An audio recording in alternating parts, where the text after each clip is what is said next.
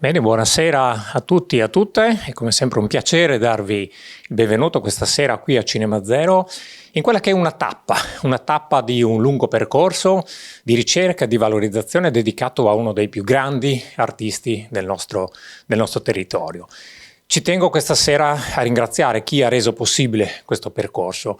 Faccio un nome su tutti perché poi gli cederò la parola e poi sarà lui ad introdurre anche tutti gli altri ospiti di questa serata.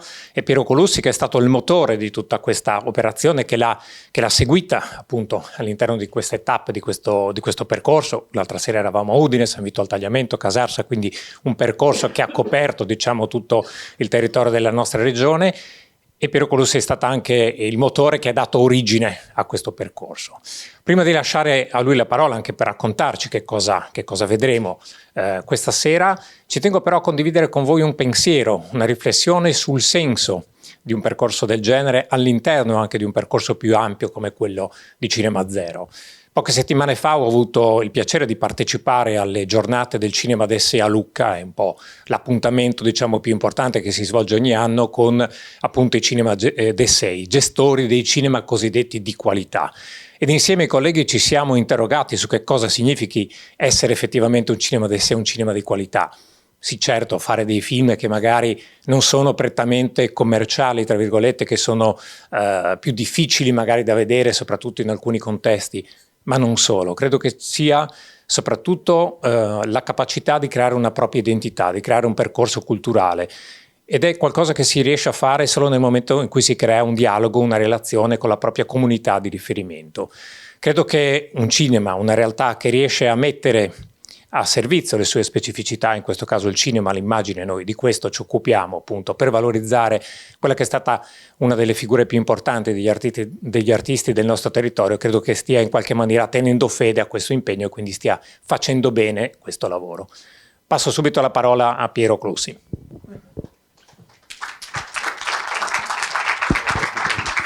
Grazie Marco.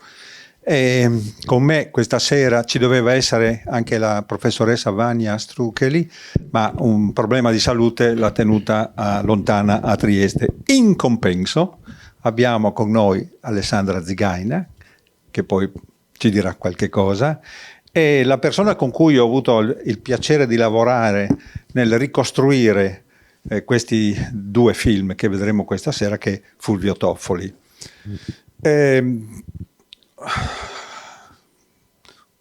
Uno dei due film, il primo che vedremo stasera, non si era mai visto ed è capitato un po' per caso, un po' per fortuna nelle mie mani, perché conoscevo Francesco Bortolini, un regista, un autore della Rai, che nel 76 venne a Casarsa a girare Il sogno di una cosa, un documentario sugli anni friulani di Pasolini. Era appena morto da un anno Pasolini e per la prima volta in televisione si sente parlare del Friuli a proposito di Pasolini, cosa che non era mai accaduta prima. In quell'occasione, in questo filmato, non poteva mancare Giuseppe Zigaina, per cui c'è una intervista all'interno di questo filmato dove Zigaina parla della sua amicizia e racconta soprattutto alcune delle cose accadute in quegli anni. Ed è nata un'amicizia fra Francesco e Giuseppe Zigaina. In quell'occasione però succede una cosa particolare. Una sera, dopo aver fatto questa intervista, Zigaina disse: adesso vi faccio vedere io una cosa, un film che ho fatto io e che ho girato io. Tirò fuori, preparò il proiettore 16 mm, lo schermo, c'ero anch'io in quell'occasione, e abbiamo visto le immagini di questo film che si chiama Primo maggio a Cervignano, 1953. Sono gli anni del grande impegno civile e politico di Zigaina nel Partito Comunista, e nella Bassa Friulana avvengono, come sono avvenute nel Sanvitese, delle lotte degli operai e soprattutto dei contadini per l'applicazione del lodo De Gasperi. Questa legge che non fu applicata e che consentiva di fare lavori di impegno pubblico. Per cui è uno sciopero alla rovescia, gli operai vanno a lavorare per fare quei lavori per i quali avrebbero dovuto essere pagati e così non fu. E c'è questo legame fra la bassa friulana, che vuol dire Cervignano, tutti i paesi attorno, Aquileia, e quello che successe nel Sanvitese, che Pasolini raccontò nel suo romanzo friulano, cioè nel sogno di una cosa. Facendo un passo indietro, io mi trovo per le mani un giorno un hard disk che mi fu messo a disposizione, regalato dalla Franca Errani, che ringrazio ancora, che è qui con noi, perché lei aveva sposato il fratello di Francesco Bortolini, il quale è mancato nel 2016, e un giorno mi dice: senti, qui c'è uno scatolone pieno di cose, vieni a vedere se c'è qualcosa che ti può interessare, sapendo anche della nostra amicizia, e mi dà un hard disk senza scritto niente fuori, che io lo prendo, dico, lo metto lì. Dopo un po' mi decido a vedere cosa c'è dentro e trovo una grande sorpresa: delle immagini della laguna, delle riprese della pianura attorno alla quale Zigaina andava a passeggiare, a camminare, e poi c'è una lunghissima intervista, ovviamente non montata, in cui Zigaina parla di sé, della sua vita, della sua famiglia, un racconto molto sincero e molto spontaneo che potremo ammirare. Cos'è successo dopo? Faccio una copia di questo hard disk, lo do ad Alessandra, dice: Alessandra, vedi un po' tu cosa si può fare, cosa vuoi farne. E l'anno scorso ci sentiamo e mi dice: senti Piero, finalmente sono riuscito a vedere queste immagini, che ho fatto un po' di fatica a vederle, perché insomma immagini molto emozionanti. L'anno prossimo, cioè quest'anno, è il centenario della nascita di mio padre, il 2 aprile 1924, per cui bisogna finire questo film, bisogna metterlo insieme. E lì è scattata quella cosa che prima Marco Fortunato ha citato, il fatto di mettersi a lavorare, e assieme a Fulvio Toffoli abbiamo montato il film come era stato immaginato da Francesco Bortolini, ci abbiamo aggiunto le musiche lì dove servivano, ed è venuta fuori un bellissimo racconto, un autoritratto che Zigaina fa di se stesso e della sua pittura, insomma. Per cui io, Fulvio, ti chiederei di raggiungermi, e se vuoi dire qualcosa sul come hai lavorato per rendere al meglio questo materiale.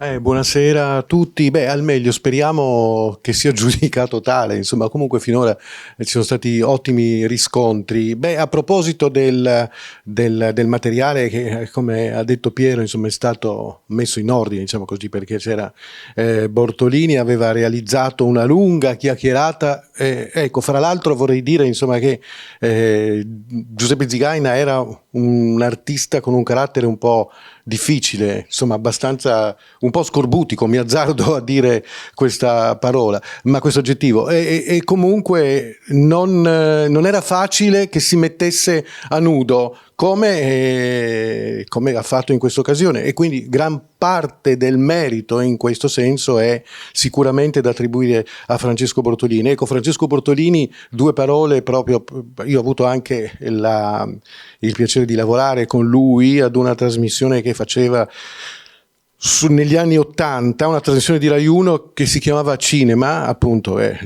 la prima trasmissione di Rai 1 proprio dedicata completamente al cinema, e prima ancora era stato un autore di Maurizio Costanzo. Lui aveva fatto il primo programma di Maurizio Costanzo in televisione, che si chiamava Bontà loro, alla fine degli anni '70, e poi appunto il rapporto suo. Francesco Bortolini era nato ad Agordo e aveva un forte rapporto con la sua terra, e poi anche per i legami poi anche che ha citato sempre Piero con Pordenone, Pasolini, eccetera.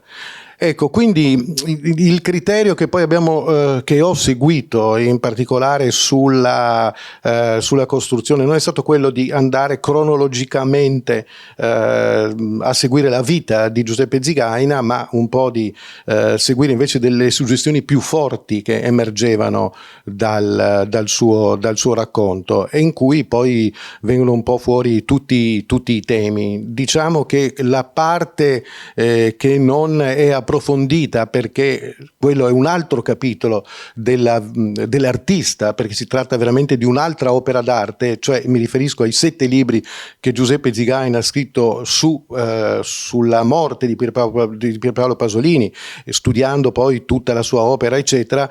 Era talmente complesso questo discorso che sarà oggetto poi di un altro, come dire, appunto un altro capitolo. In questo filmato invece lui parla esclusivamente della sua idea del dipingere, da cui il titolo, e poi dei rapporti familiari, eccetera. Ecco, direi che questo è quanto. Per quel che riguarda le musiche abbiamo tenuto conto, siccome non c'era soltanto all'inizio, all'inizio c'era una parte musicale che abbiamo mantenuto, poi per il resto non c'era niente, e quindi ho tenuto conto soprattutto dei gusti musicali di Giuseppe Zigaina, quali mi ha raccontato poi la figlia, appunto Alessandra, e quindi abbiamo cercato di fare il meglio. Invece volevo dire rapidissimamente, per l'altro filmato ci sono delle cose, come vedrete, che hanno colpito me, insomma, non so poi se parlo del 1° maggio del 53,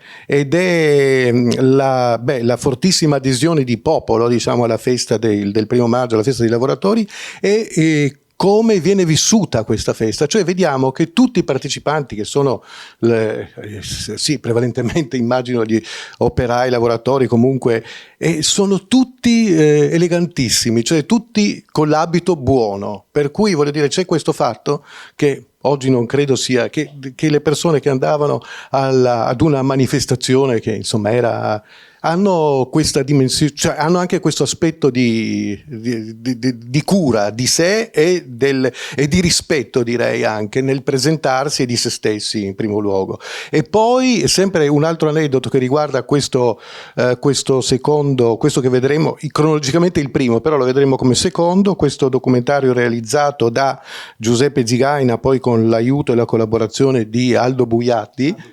È questo, insomma, lui è il fine del 53, lui andò a raccattare a Udine dai negozi di fotografia tutte le pellicole che c'erano, per cui sia quelle in bianco e nero che quelle a colori, e questo fatto ricorda proprio quello che è stato il lavoro anche che fece Rossellini, proprio si è parlato di neorealismo con il film di Zigaina, molti ne hanno definito anche molto neorealista, e appunto, citando il neorealismo, volevo ricordare che Rossellini, quando girò Roma a città aperta nel 45, non c'era la pellicola, e andò a raccattare anche lui nei vari negozi di Roma quello che poteva, insomma, ecco, per cui c'è questa cosa abbastanza curiosa, insomma, che mi ha colpito. Vabbè, buona visione, questo per quanto mi riguarda è tutto. Ecco, puoi fermarti.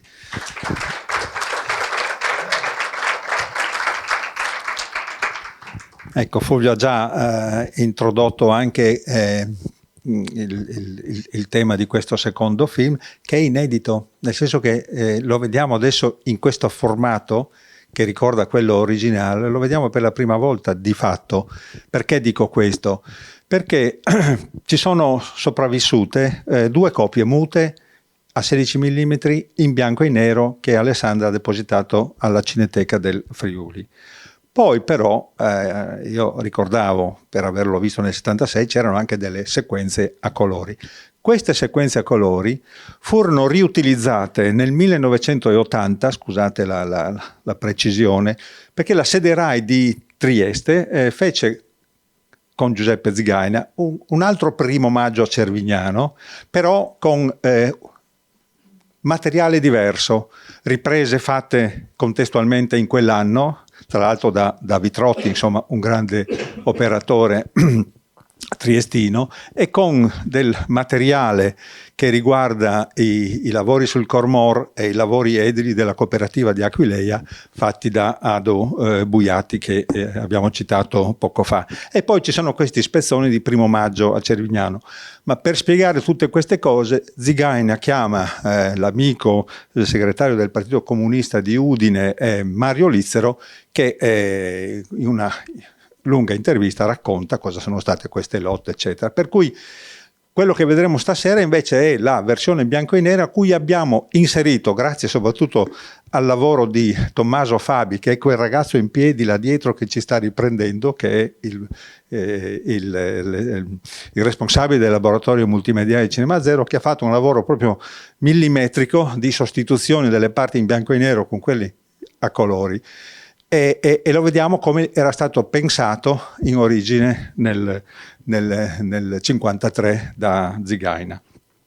Altre cose ci sarebbero da dire, ma io chiamerei Alessandra per un tuo saluto e anche per un tuo, insomma, intervento su questa questione che so che ti sta molto a cuore. Beh, cercherò di essere brevissima, buonasera, perché insomma è il momento di vedere il film, perché sennò chiacchieriamo un po' troppo. Volevo dire che questo, continuo sempre a ringraziare Piero Colussi per questo lavoro, perché questo è uno delle cose più importanti di questo centenario. Questo centenario è nato così, ci abbiamo un po' pensato su che cosa si poteva fare, e questo è nato come ha raccontato Piero. Io ho tenuto questo materiale nel cassetto per qualche anno prima di avere il coraggio di guardarlo, e poi mi sono fatta coraggio e l'ho visto, e poi questa cosa è andata avanti. Però c'è stata anche l'inaugurazione a Udine di una sala dedicata a mio padre, una sala permanente nel Museo d'Arte Moderna. C'è stato il passaggio della casa alla regione, della casa di Cervignano, esatto, che vedrete nel film, e poi l'inaugurazione di una bellissima mostra, lo devo dire perché è proprio una bellissima mostra a Roma, all'Istituto Centrale della Grafica, che è in piedi anche adesso vicino alla Fontana di Trevi, e altre iniziative che non cito, perché questo centenario è cresciuto